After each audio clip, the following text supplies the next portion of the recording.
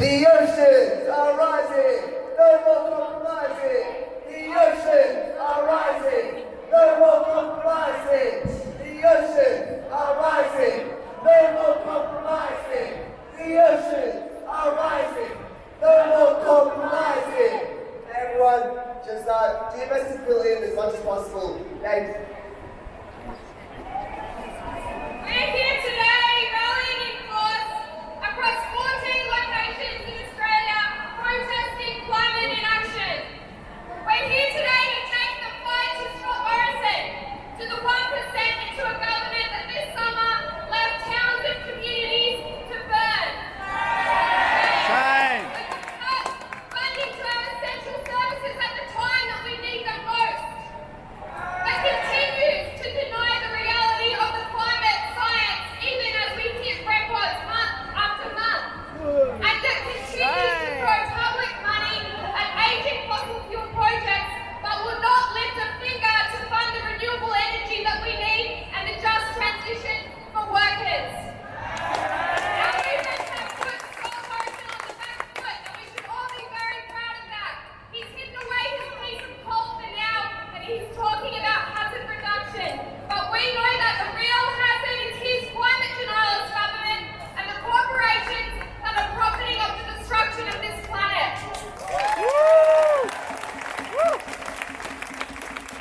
This National Day of Action is a huge step forward in building your lives of student groups, unions, workers, NGOs, and grassroots climate groups. We have more than 35 official endorsees for this rally, all united in demanding climate justice. Special thanks needs to be given to School Strike for Climate, nationally. Get Up,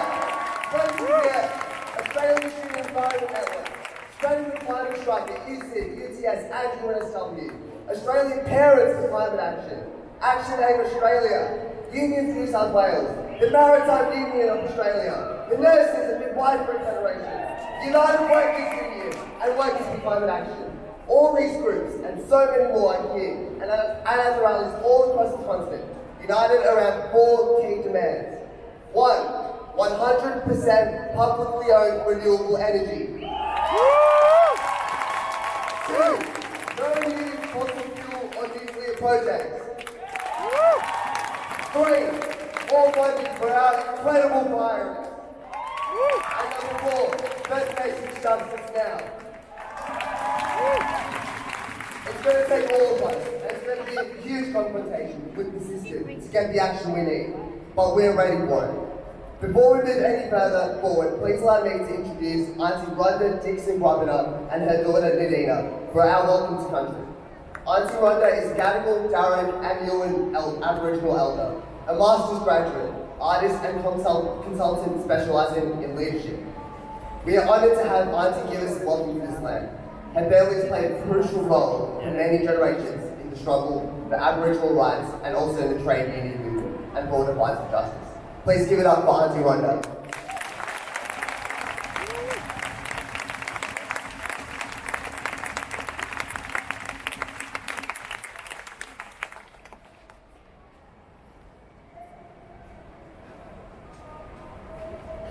Warmi, Gadigal Darug Nura, Wallababibi, Inina, Bayalawa, Nayanayalam, Wudjuri, Darabara, Yanu.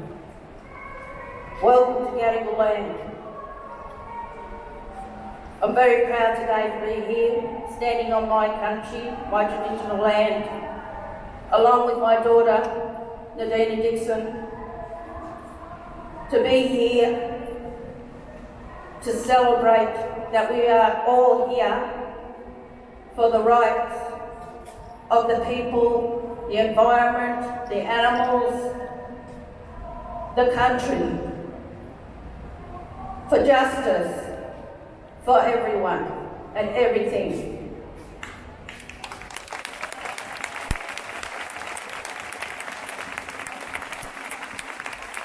I would also like to acknowledge the elders, past, present, and future, and also all these amazing and wonderful, powerful young people here today that are leading the fight for justice. And also, I would like to acknowledge all the mums and dads, aunties and uncles, especially the elders here today that I spoke to from the Maritime Union mob and all the unions and the Teachers Federation Union and all your wonderful, powerful mob that's here, that we're all joined together here for the fight for justice. And also, I'd like to say, in April, there's going to be celebrations of 250 years anniversary.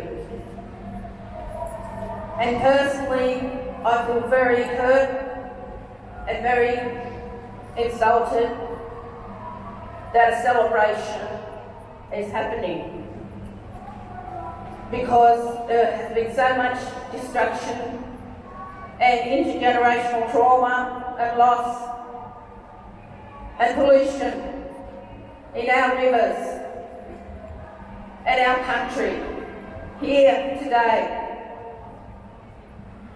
And it really hurts our people. I'd like to really take that to heart and think about it. I'll just hand it over to my daughter Nadina to say a few words.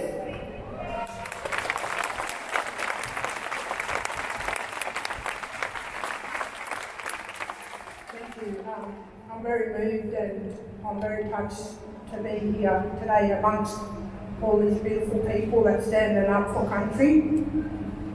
And I'd also like to encourage, even on a local level, that we think about the regeneration of urban spaces, because we need to have country in the city too, where we can connect. We need green spaces. We need places to read. We need places to fall in love. We need places to just look at the sky and dream, and to be with our children and be with our loved ones and our puppies, and so think about that with the regeneration of the Cooks River and local water systems and the wetlands. And what I'll just share with is 3 radical phrases that underpins Aboriginal cosmology. So first we say na, na, na, that means to look. Na Nura, Nura, Nura, Nura, Na, Nura. We see country. Next one, Ngara, Ngara, Nura, Ngara, Nura. We hear country, we understand country, we know country. And the third one is Biala, Biala, Nura, Biala, Nura. So Na Nura, we see country, Na Nura, Ngara Nura, we hear country, Ngara Nura, and Biala Nura, we speak to country. And that's how closely connected we are, because Uncle Max Julamunwin Harrison, our senior elder, says we need to speak to country. And we need to remember that the trees are breathing for us. We're so innately connected to country because Mother provides everything. So I'll just close now with saying, Nangamai Murray, dream big. Nangamai Murray, thank you.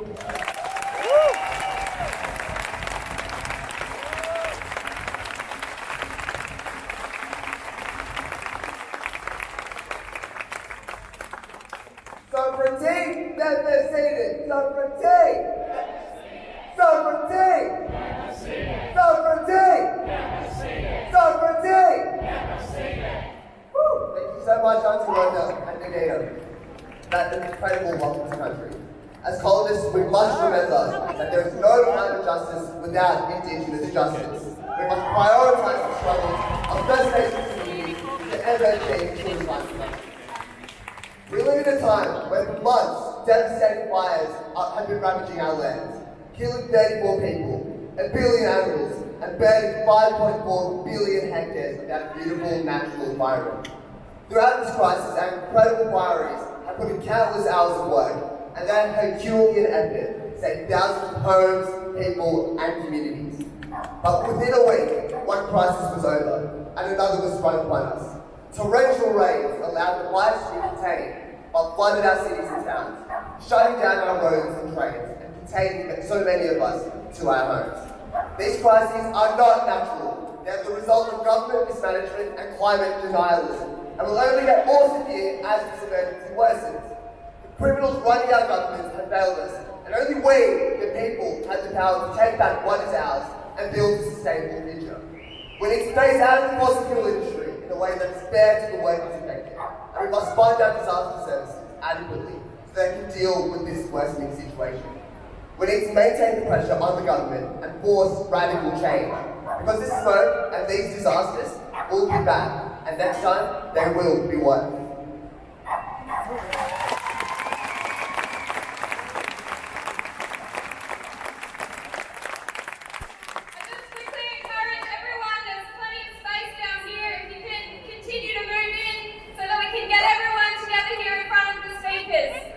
I'd also like to thank Auntie Rhonda for her incredible welcome to country, and also to pay my respects to the Gadigal people of the Eora Nation on whose land we meet today, and pay respects to their elders past,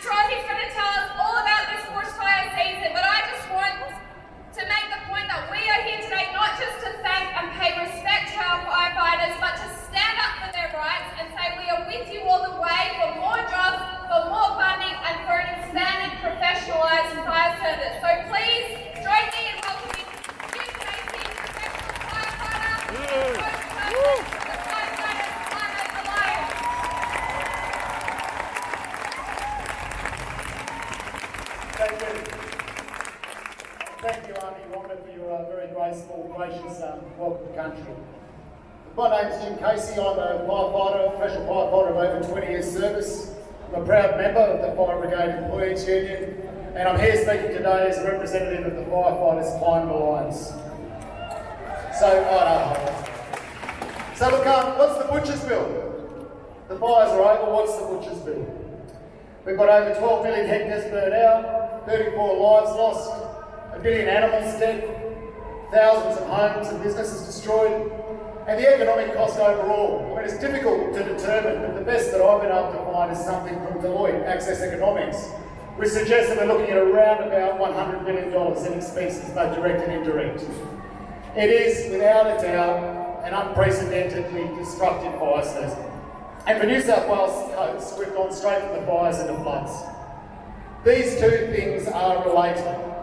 They are events that are not caused by climate change, but it's seriously exacerbated by it.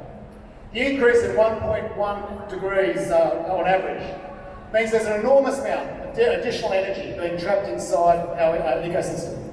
Now that increase in energy causes extreme weather behaviour, and this fire season was a perfect example of how a warming climate supercharges natural phenomena like bushfires. So fire needs three things. It needs air, fuel and heat. And all three of those factors were supercharged, exacerbated by global warming. The fuel was very dry from the drought, and the drought is related to climate change. And on top of that, the build-up of fuel was higher than anyone wanted, because through winter we couldn't do the kind of hazard reduction burns that we would like to do because it was too hot. The air, the hot, dry winds, the unseasonably hot, dry winds acted like bellows upon this fire. And finally, the heat.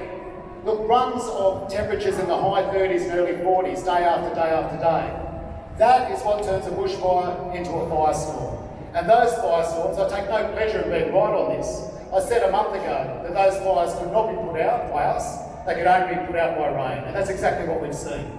The end of this fire season wasn't down to the women and men who fought it was down to the rains finally arriving. So the entire fire triangle is reinforced, it's intensified by warming climate. And as I said, it's not just bushfires. We've now got flooding up and down the coast, and again, it's extreme weather events like that which are caused and exacerbated by global warming, which is again a part of the problem. So this is life at 1.1 degrees warming.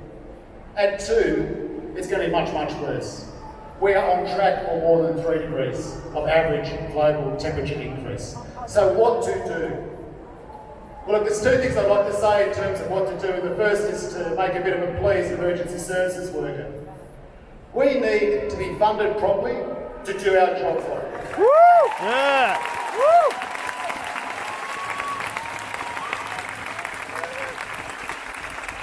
What I find incredibly disheartening about this is that while this fire season was shocking, it wasn't a surprise. People have been saying for years now that we were due for a particularly brutal fire season on the back of climate change. That's what the science said, that's what the bushfire specialists said. No one should have been surprised, but government did not approach this as a problem which needed to be dealt with. Instead, there's been piecemeal cuts. Fire rescue has seen cuts to our budget. National Parks and Wildlife Service have seen significant cuts to their firefighting force. Shame! And rather than these, shame. It's shameful, but in a sense, these piecemeal cuts aren't the real problem. It's the absence of planning and significant investment. So as an example, on any given day when this crisis was at its peak, there were hundreds of firefighters in Sydney not working, and I was one of them, because we did not have enough fire engines to get us out to the forefront to do what we do. Now that, in my opinion, is just simply economic vandalism from our government. And on top of that, there's the elephant in the room, which is that our volunteer workforce has been flogging themselves, some people 5 months. But we are a rich country. These crises will continue to unfold. Relying on people's goodwill to take this on is just simply not good enough. We need to see an expansion of paid labour inside this industry so that we can take this fight on.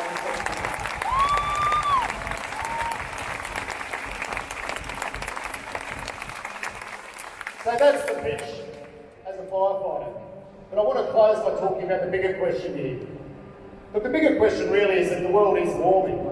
And with that, we are going to see more natural disasters, be they bushfire, be they food and water insecurity.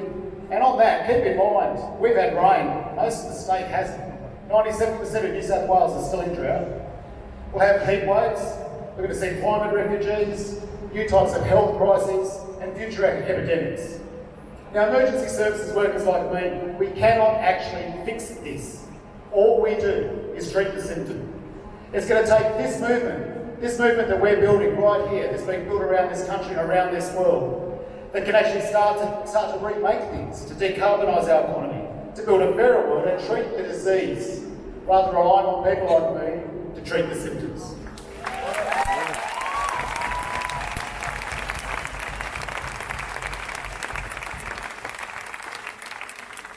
So I'm going to close with just two observations, 2 points. The first is that if we are fair dinkum about saying that Australia is going to do something around the question of global warming, it's not good enough to say we're going to look at how our own power usage is sorted. You know, more windmills, more solar panels, more public transport. These are all good things and we do need to do them. But more windmills won't make that much difference if the Adani mine starts ripping coal out of the ground and selling it overseas. Yeah. And if Clive Palmer and Gina Righthardt's proposed mines up there start working as well. We have a fossil fuel problem in this country. We are contributing well, we are punching well above our weight in terms of the damage we are doing. And it's through the exports of fossil fuels.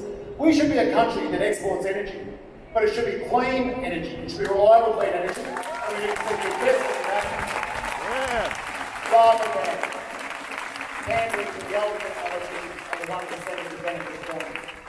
And that's going to mean we need to get organised because our government is in the pocket of the big miners. The Labor opposition doesn't know where they are on the question. It's going to take us organising to start forcing our politicians, our leaders, to start to take this seriously.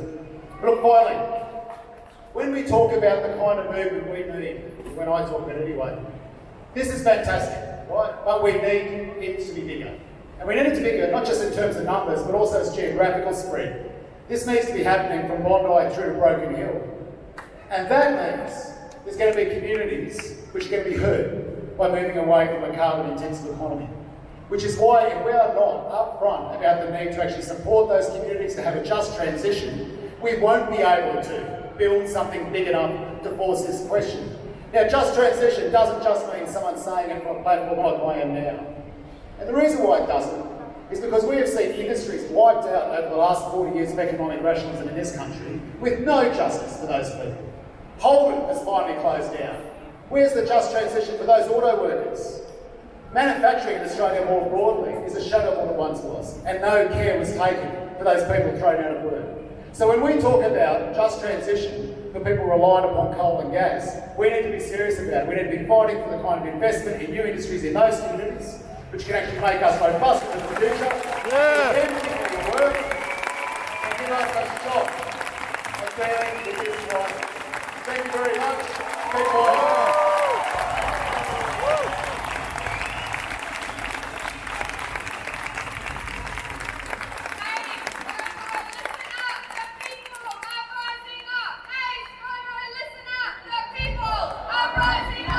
Hey, Stormer, listen up.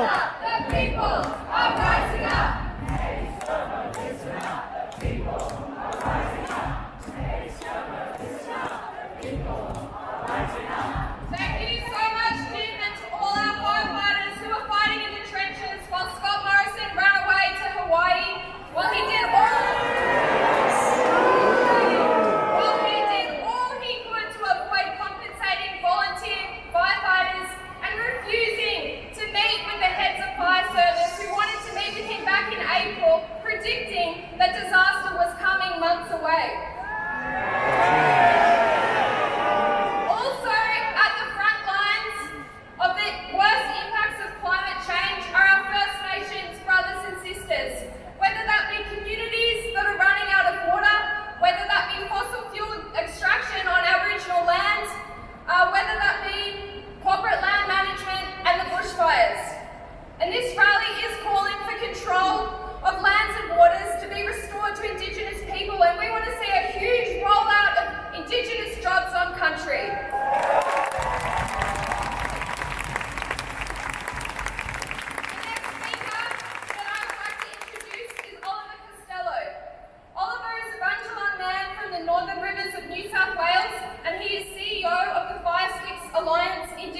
cooperation. Since its formation in 2009, by Oliver and others, Fire Sticks has been instrumental in the revival of Aboriginal burning cultural practices across Australia, and they have been a crucial voice in the national debate through this bushfire crisis. We're very lucky, so please welcome Oliver.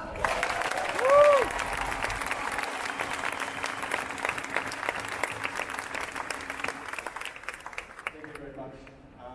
Firstly, I'd just like to start by thanking Rhonda and Nadine for the warm welcome to country. I'm a Bundjalung man in the Northern Rivers of New South Wales, so it's always really important wherever I go to always acknowledge country and pay respects to the whole people, not just here but everywhere, all across the land. First Nations people have been connecting to country, and all your ancestors have been connected to country for thousands and thousands of years, and the messages that we've been bringing over and over again haven't been heard. And so it's so important now that we start to listen, not just listen to the voices of our friends and colleagues, but listen to everybody. It's time for us all to come together and start to share our knowledge respectfully through protocols and understanding. So the Fire Sticks Alliance has been building momentum over the last few years to really try and raise the awareness and build recognition of the importance of cultural fire. Cultural fire is about burning for the health of the land. It's about the good fire for country, not the bad. What we've seen in the last few months, the bad fires are horrific for us to see because we have the knowledge and the understanding to know that this never should have happened. And the reason why it is happening is because the land is not being looked after, not just here in Australia, but all over the world. Colonisation has led to the decline in our knowledge and practice and our authority, and that is why we have climate change, because the fuel is being put up into the atmosphere, coal, the forests are being cut down. All these actions are breaking our laws. That's why this is happening.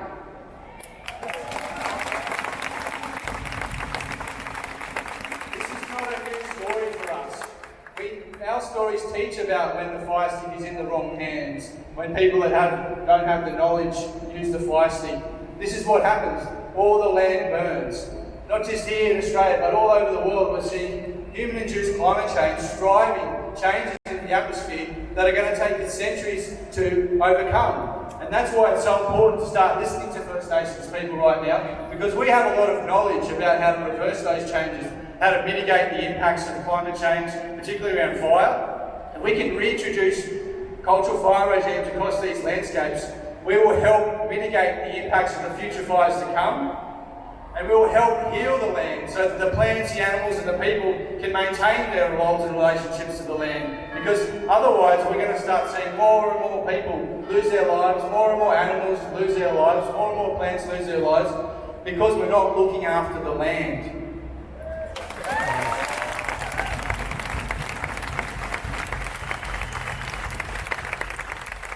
We have a plan.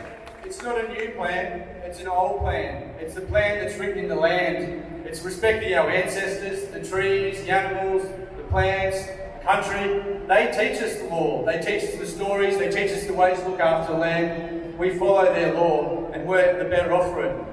We were talking about, we're not just talking about new jobs, we're talking about getting our old jobs back. Our roles. Woo! Yeah. Our roles as custodians. That's the lesson that wasn't learned when these shores were invaded. That we have laws that can teach people how to respect us and to support us, and we'll share with you. They have to be understood through custodianship, and that's what we teach through fire law. We teach that we have a responsibility, we need to maintain that responsibility. In our old economy, it worked really well. We had plenty of food, we had plenty of shelter, we had plenty of resources, we could dance, we could sing, we could tell stories, we were happy. In a modern economy, we're left without anything. Our land's been taken, our stories have been taken, we don't have the economy to drive our change. That's what we're asking for, a new economy, one where we spend money up front looking after the land instead of money down the stream trying to heal the damage that's been done. Yeah.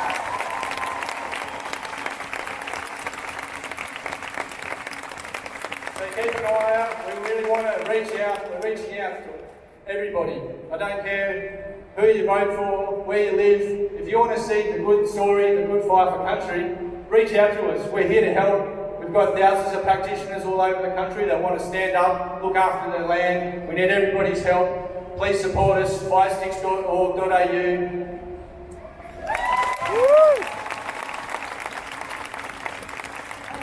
I'd like to just say that I'm fully in support of what Ollie's saying, and my people too. I'm also Yuin from the far south coast, so our people and our country has been devastated down there.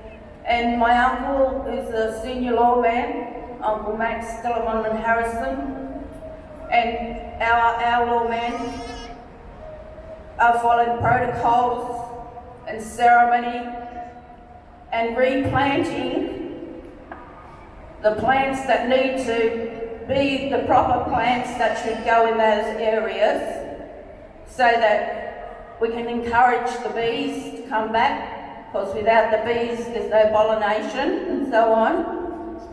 So all around in our country too, our people are going back and replanting and looking after the land and regenerating, because these senior lawmen, they've got all the knowledge and the protocols and the ceremony that goes along with the planting and looking after the land. Without the protocols and the ceremonies and the healing that's got to be done, it's not complete. So what Ollie's saying is so important, you know, coming from a young man's perspective, and as an elder, I'd like to reaffirm that again. I also forgot to say that my grandfather, Jimmy Dixon, was a wharfie. My father, who was an activist, Charles Jigger Dixon, was a wharfie. And my grandson, Marley, was also a wharfie. And I spoke to the elders, the wharfies that worked with my father out the front there, and it brought a tear to my eye because it brought back memories of my dad. He was given a state funeral, and my people were leading the coffin with the didgers and the ochre, and on each side of that coffin, when it was brought down the steps, the Maritime Union men were there as a guard of honour, and they did t-shirts with my dad's name, and so we go way back, even before my father. Jenny Locke, my great-great-grandmother, she went over to England and she spoke about the atrocities that was happening with our people. So we go way, way back, over 80,000 years connection with this area. My people's bones are buried here in this earth. And it's so important and wonderful to see you all here today, and that we are all here together in unity, fighting for the rights of our country, and the land, and everything. So thank you so much.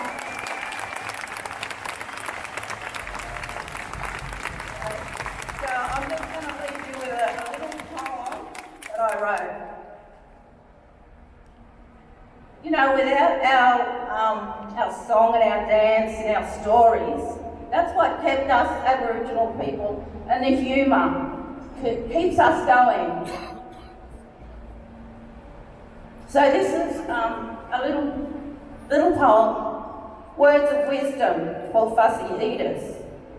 Fish head, Uncle said, you'll eat it and you'll love it, because your auntie cooked it for you.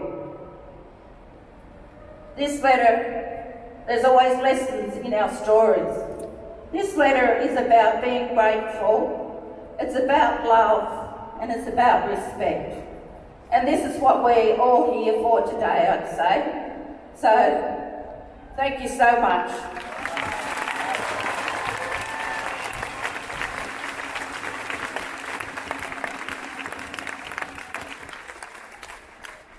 Thanks, I just wanted to say a couple of closing things. Firstly, hazard reduction is not cultural burning, and there's a lot of important knowledge that we need to share because it's not about burning more, it's about burning the right way. And so FISIX has an Indigenous-led methodology working under the authority of traditional custodians. We ask everybody to do the same. It's really important that we don't run off the fire stick. The fire stick belongs to the country and the people that have a connection to it. And I just want to thank everybody for coming along and being a part of this. And always was, always will be Aboriginal land.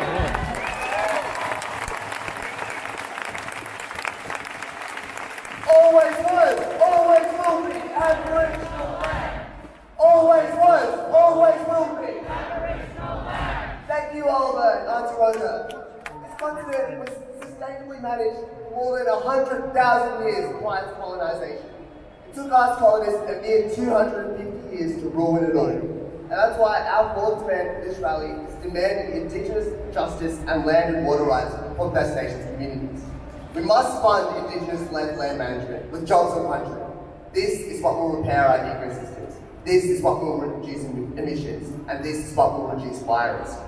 This emergency we're in, these disasters, the rising sea levels, it all began. It began when Captain Cook's Endeavour ship floated into Botany Bay. But the criminals at the top had the audacity to spend $65 million on a recreation of that moment in an attempt to whitewash and revise history and make themselves look good. Some good comrades of ours are planning to resist this government's attempt to recreate that history. There will be a rally at the Maritime Museum tomorrow at 3 p.m. and a week-long resistance in Botany Bay starting on the 26th of April. There can be no climate justice without Indigenous justice.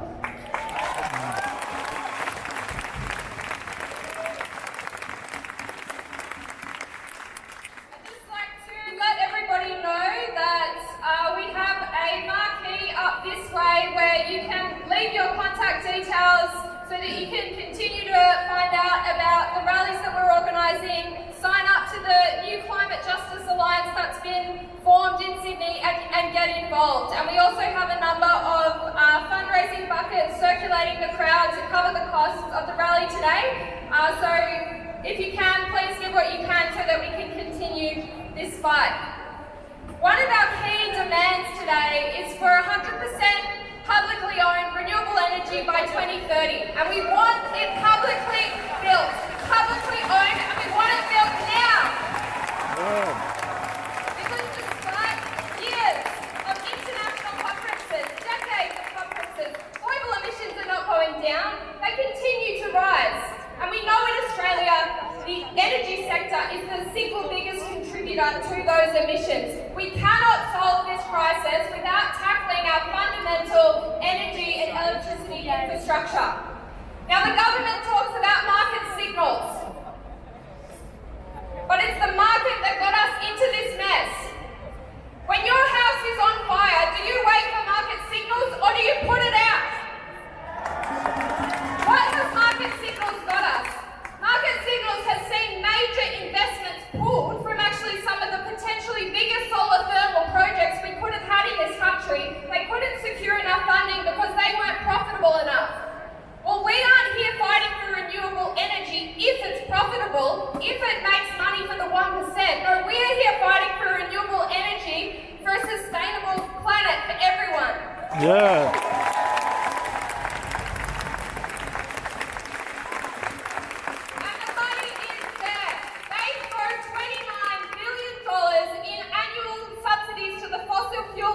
So don't tell us that you can't build the renewable infrastructure in the same way that over 100 years ago they built coal-fired power stations.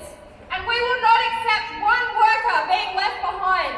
We are fighting for more jobs, for better jobs, for meaningful jobs, and for union jobs. Yeah. We are fighting for a just transition and a jobs guarantee. And our next speaker represents those workers at the coalface of these industries, both in the fossil fuel projects that currently exist and in the new industries that we need to build. We are very, very proud to have the Electrical Trades Union standing shoulder to shoulder with us today. They've thrown themselves into this fight. So please make welcome the National Assistant Secretary of the ETU, Michael Radd.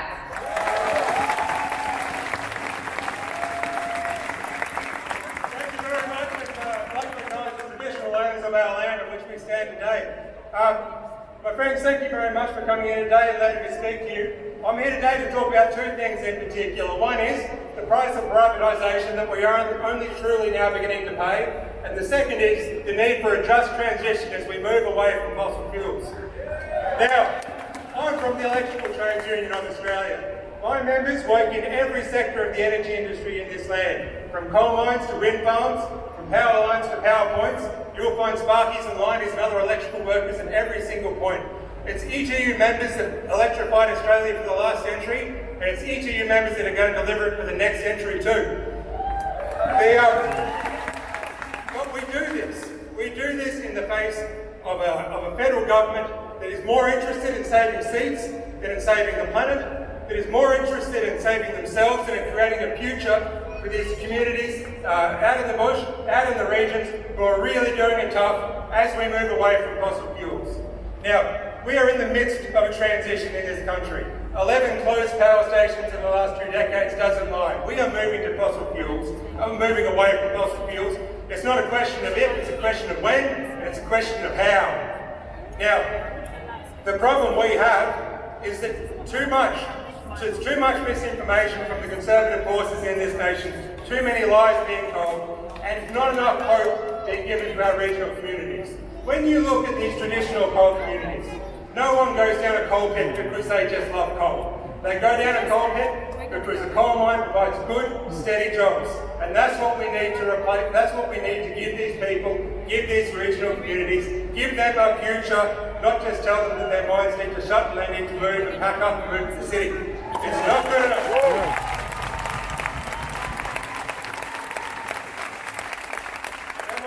I have been asked to keep this short, so I plan to deliver on that. But I do need to touch on privatisation because we are really feeling the bite of it now. In this state, we've privatised Ausgrid. In this state, we've privatised our key electricity industry in terms of generation and transmission and distribution. Now, this has been a disaster for workers' rights, and what we've seen over the last 2 months in this country shows how it's a disaster for the community as a whole. The workforce that is supposed to be out there reconnecting towns that have been cut off by bushfires has been gutted. They have been sacked. Gladys said that she needed the army to come in to help Ausgrid after she'd sold Ausgrid and Ausgrid had sacked all the workers. It is a disaster. And the continued sale of our assets, makes it all the harder for us to transition to a clean future. A privatised coal power, when you privatise a coal-fired power station, it makes it very hard. When you sign long-term contracts with the private industry, it makes it very hard to shut those stations down and to transition in a way that protects and preserves those workers' rights, protects and preserves those communities, and gives our regions a future. Now, my friends, what we need to do is abandon the fool's gold of privatisation that has led us into this trap. It is a particular bugbear of mine that we consume less electricity in this country than we did 10 years ago. Demand for electricity in Australia is down, supply is up, and yet we pay more. And who does that money go to? It does not go to the workers, it does not go to the people. We have a system in this country that is not designed for consumers, not for communities, not even for the country. We have a system of electricity supply and transmission and generation in this country that goes to investors. And this needs to change. We need to have a people-centric approach, and we need a just transition. Yeah. Thank you very much for letting me speak today. The next year, you all keep up the fight. Yeah. Climate justice, workers' rights. One struggle, one fight. Climate justice, workers' rights. Climate justice, workers' rights. One struggle, one fight. Climate justice, workers' rights. One struggle, one fight. Give it up for Michael. Next up, we have New South Wales State Parliamentarian Abigail Boyd. Abigail has done great work against the proposed Wallara 2 coal mine on the Central Coast. The Wallara mine is a relatively local coal project that will destroy the natural environment and poison one of the largest water sources on the Central Coast. Abigail, with the Coast Environment Alliance and other groups, have consistently been hosting rallies and events against this mine and strongly adhere to our demand against any new coal or gas projects. Please welcome Abigail.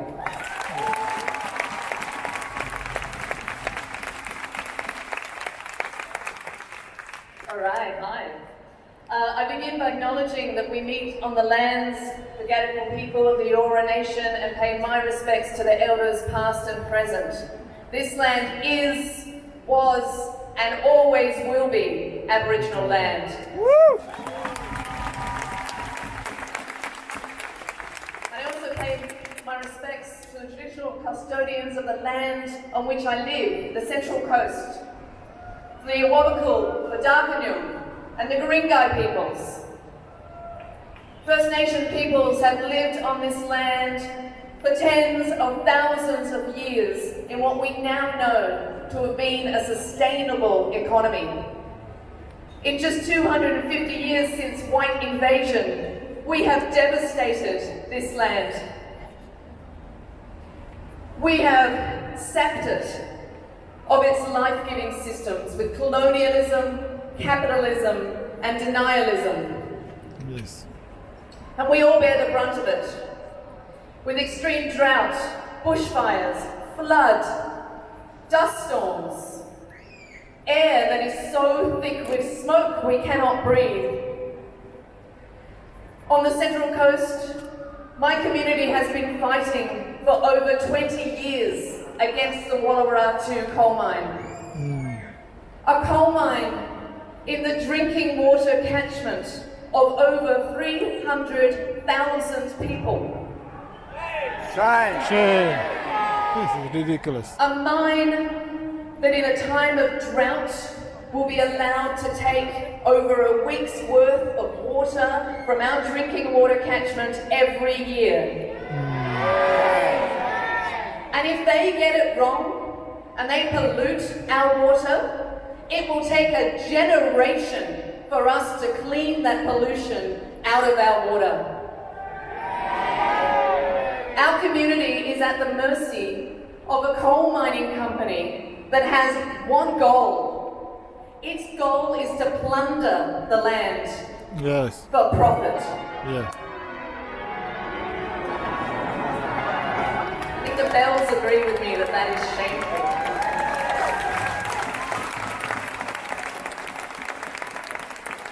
Now, both major parties promised the Central Coast community that the Walluwaratu coal mine would not go ahead.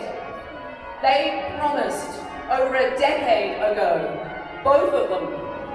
And yet, as recently as last year, while the country was burning, in both the New South Wales Parliament and the Federal Parliament, we had Labor and the Coalition sitting side by side to vote down any suggestion that we intervene to stop Walluwaratu.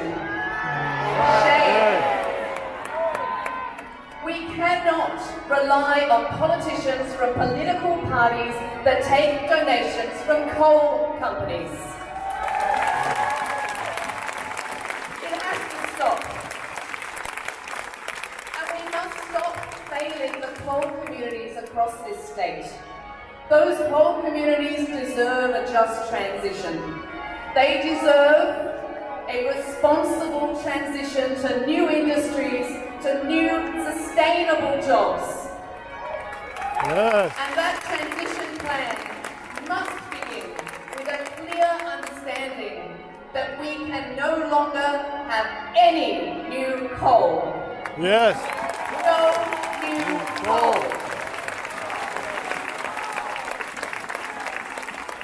I've been around the state in the last month or so, and amongst all the devastation from the bushfires, there's one thing that's really clear, and that's that people are coming together. That community groups are forming alliances and getting stronger than ever before, putting aside egos, reaching across ideologies, and coming together to demand how this country should turn itself around. And I acknowledge there are loads of Central Coast residents here today, and they have been doing just that. I could name at least 6 independent community groups on the coast who have joined together to fight Walluwaratu. And despite the disappointments of last year, we are not done. We will continue to fight against that mine. Yes. The movement for climate justice is growing every day, and you are helping it grow. What you do matters. Every time you write a letter, every time you attend a rally, every time you have one of those really difficult conversations, you are changing the conversation. Every time you stand up, show up, be counted, and never give up, it matters. Thank you so much for everything you do. Thank you, Abigail, and thank you so much for all of the anti-Wallowa mine activists who work tirelessly against that project. Next to them, Ambrose and Danny from School Strike for Climate. SSPC were the organisers of the incredible September 20th climate strike that we saw last week. A rally that saw more than 80,000 people come out in Sydney alone in one of the largest demonstrations the city has ever seen. Now they're gearing up to do it all over again on May 15th. Please welcome Ambrose and Danny.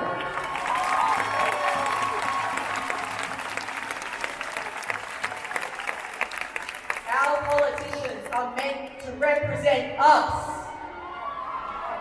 Yet our government representatives are completely ignoring hundreds of thousands of climate activists across the country. We are demanding climate action now. They put major issues like the climate crisis in their own interests. On September 20 last year, we mobilized 6 million strikers around the world to urge our governments for climate action. That was the largest climate mobilization in history.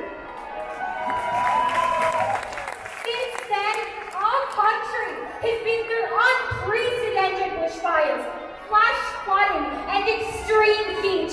In Greater Western Sydney this summer, it reached 48 degrees on multiple days. Despite this, we are the lucky ones, and we haven't seen any action.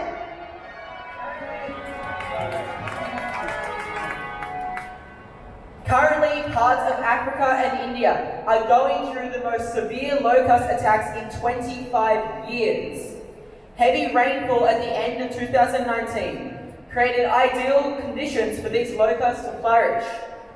The climate crisis warms oceans everywhere, triggering intense downpours and leading to more locust attacks, which threatens the food security of the world's most vulnerable countries.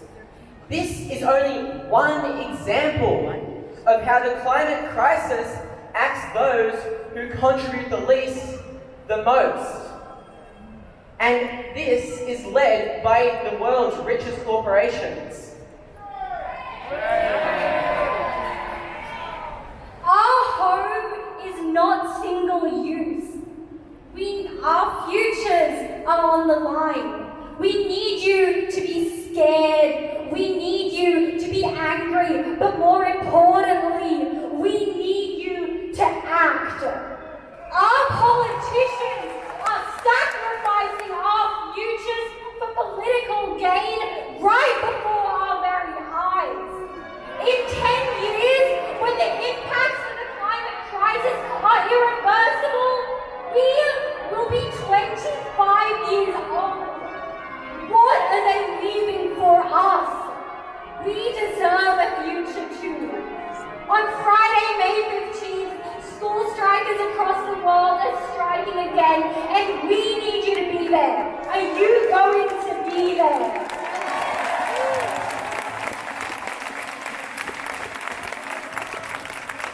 On Sunday, 1st of March at 11 a.m, there is also a rally at St. Leonard's Park in North Sydney to back Zali Steggall's climate change bill.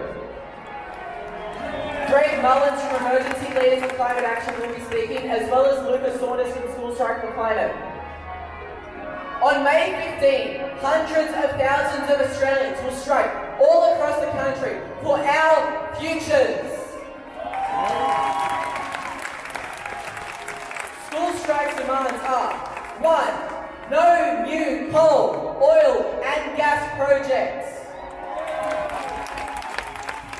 100% renewable energy generation and exports by 2030. And to fund a just transition and job creation for the workers and the communities in the fossil fuel industry.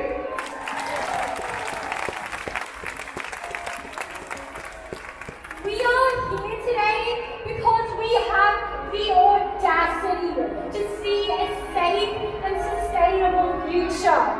We need change. Our pollies need to be listening to our Indigenous communities. They need to be listening to the young people. They need to listen to the science. And until they do, we will not stop fighting. See you in May!